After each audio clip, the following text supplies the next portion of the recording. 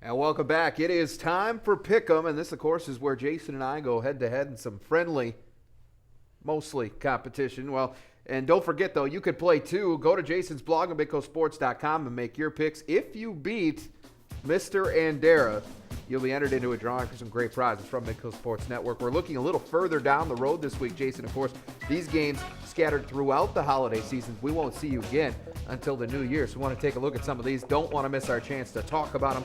And we start in South Dakota boys. Pier, another big game. They go on the road at ESD rival Watertown on January 5th. Yeah, Watertown is a good team. They've got obviously one of the best players in Tanner Heiser in the state. And that gives problems to Pier because their backcourt has trouble containing good guards. But I think they have enough on this team. I've seen them with my own eyes. Like I said, Pier is definitely one of the top teams in the state, and I think they have enough to take out Watertown. Well, you mentioned those guards, and the struggles were apparent in the Roosevelt loss, especially when they really started to press them. That really made a difference for them. And so certainly Roosevelt maybe wrote a game plan for everybody else on how to attack Pier.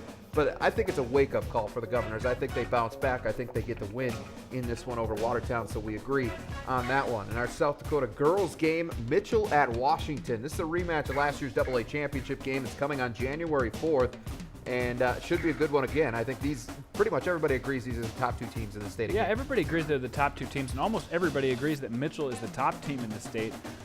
But only 2 points separated them last year, and it's basically the same teams coming back. I mean, a couple seniors lost for Washington. One of their top scorers, Sarah Zerpel, not back, obviously.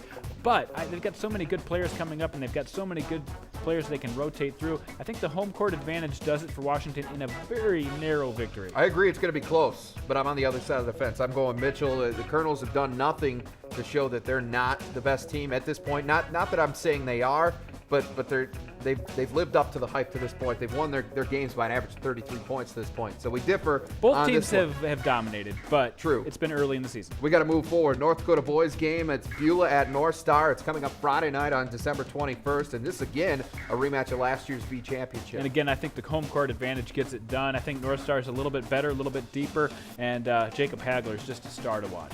I like Zocker and Beulah in this one, despite the fact that they have to go on the road. I think they get the win in this one, so we differ on that one. Our North Dakota girls game, Fargo North at West Fargo.